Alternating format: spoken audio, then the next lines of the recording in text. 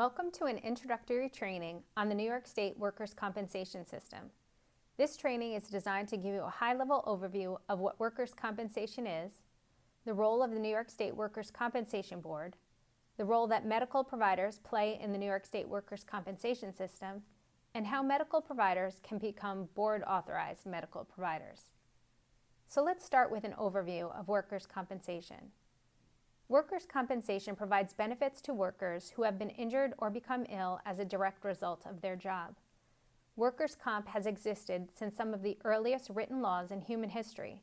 The pirates in the Caribbean even had an early form of workers' comp. There are a couple of dates that are important to the establishment of the New York State Workers' Compensation System. On March 25, 1911, 146 workers died in the Triangle Shirtwaist Fire. Coming the day after the Court of Appeals invalidated the workers' compensation law, this marked the worst industrial disaster in New York in the 20th century. The fire outraged the public and inspired sweeping changes in labor laws nationally, and New York passed its own progressive protections for workers. In 1914, the New York State Workers' Compensation Board was formed. Public outrage over the Triangle Fire got the state constitution changed, and the workers' compensation law took effect in 1914. That same year, and also as a result of the Triangle Fire, the New York State Department of Labor was formed, setting important standards for wages, hours, sanitary conditions, and workplace safety. The New York State Insurance Fund, or NYSIF, was also established in 1914 as part of the original enactment of the Workmen's Compensation Law, which required employers in New York to provide coverage.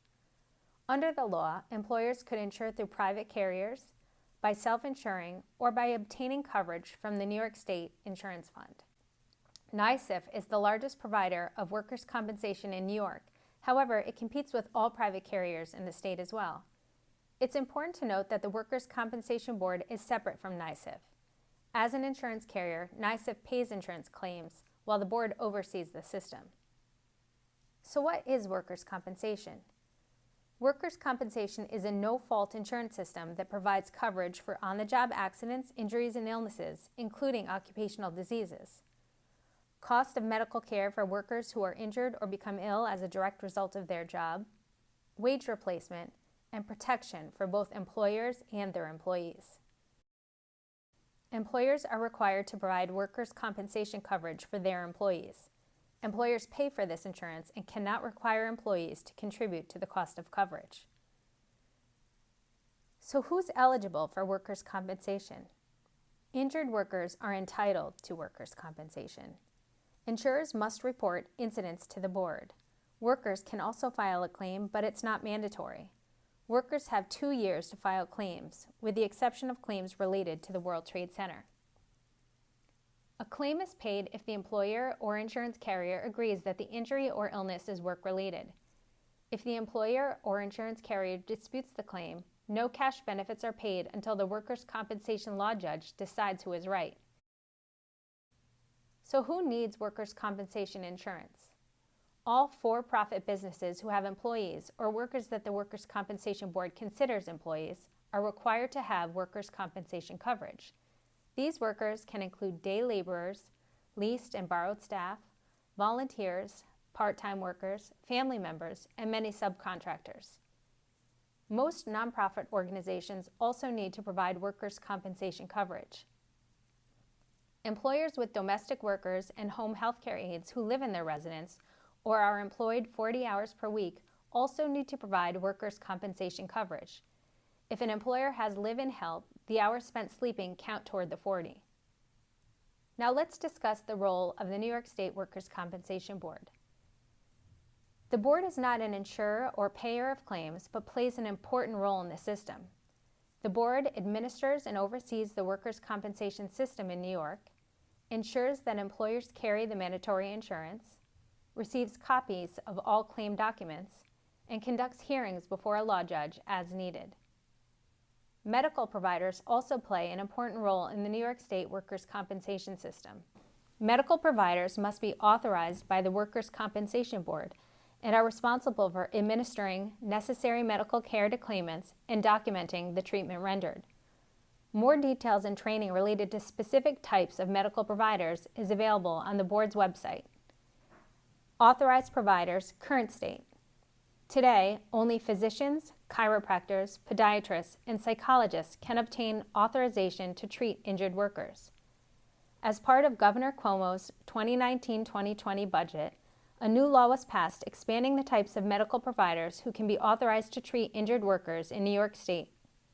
Starting January 1, 2020, licensed clinical social workers, nurse practitioners, and acupuncturists, as well as current ancillary providers including physician assistants, occupational therapists, and physical therapists, may apply to become a board-authorized provider. The law is designed to modernize and improve the workers' compensation healthcare options that are available to injured workers. It is expected to bring thousands of new providers into the New York State workers' compensation system. When it comes to the medical provider's role, medical providers may be asked to comment on the causal relationship between the injury and any subsequent disability or death. It's important to note that the medical opinion must indicate sufficient probability as to the cause of the injury or illness and be supported by a rational basis. The diagnosis and proper treatment, permanency, including permanent partial disability, schedule loss of use, or permanent partial disability, non-schedule loss of use. The claimant's benefit rate is based on a percentage of their loss of wage earning capacity. Additional training on impairment guidelines for determining schedule loss of use and non-schedule loss of use awards is available on the New York State Workers' Compensation Board website, wcb.ny.gov. Providers may also be asked to comment on the claimant's ability to work and the extent or degree of disability, including temporary partial disability or temporary total disability. Disability is expressed as a percentage with the following as guides. Mild disability, 25%, mild/moderate, 33.3%, moderate, 50%, moderate/marked, 66.67%, and marked, 75%. A temporary partial disability means that the claimant has temporarily lost some ability to work and to earn full wages. A temporary total disability means that the claimant cannot work and earn wages in any job. Disability is expressed at 100% for a temporary total disability. Let's now discuss what medical providers should know about medical reports. Medical providers are responsible for completing and submitting medical reports to the New York State Workers' Compensation Board, insurance carrier, and the claimant's attorney or licensed representative, if applicable. The board recently transitioned to Form CMS 1500, which most medical providers are already familiar with. It's important to note that providers must complete a registration for XML form submission on the board's website prior to submitting Form CMS 1500 electronically. Taking a close look at how the CMS 1500 form will be used for workers' compensation, there are a number of fields that will be used specific to workers' comp. Here's some helpful information on how those fields will be used.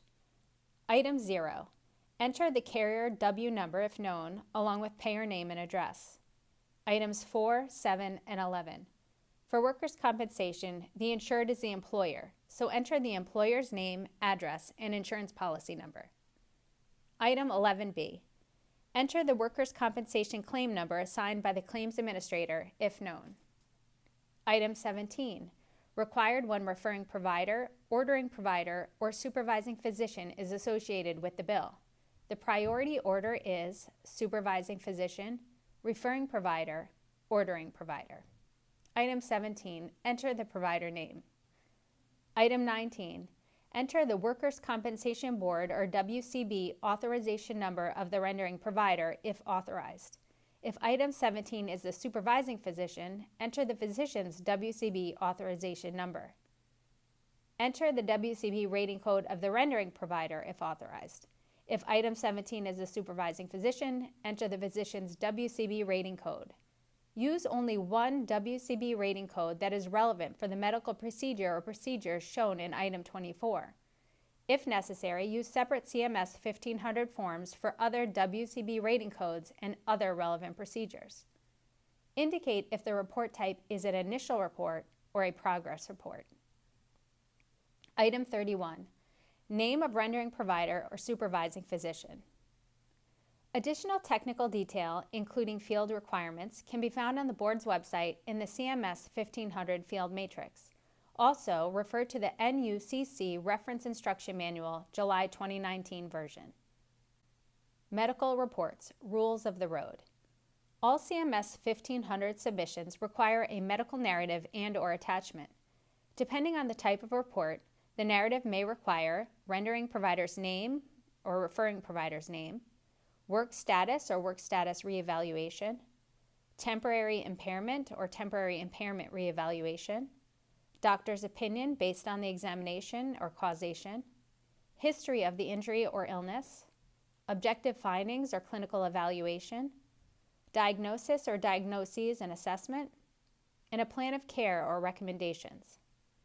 Detailed information on the CMS 1500 form requirements can be found on the board's website at wcb.ny.gov/CMS-1500/requirements.JSP.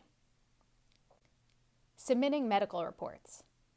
Medical providers may not bill injured workers. In fact, billing directly is grounds for revocation of board authorization. Providers should submit medical bills directly to the insurance carrier or self-insured employer. Form A9, discussed shortly, is the only exception.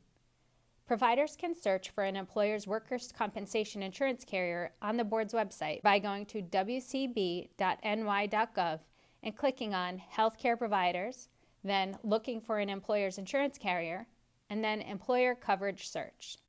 Bills must be submitted within 90 days of the last day of the month in which services were rendered.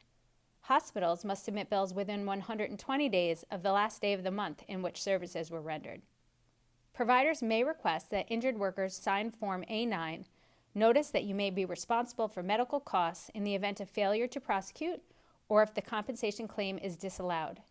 This form can be found by going to wcb.ny.gov and clicking on Forms for Injured Workers.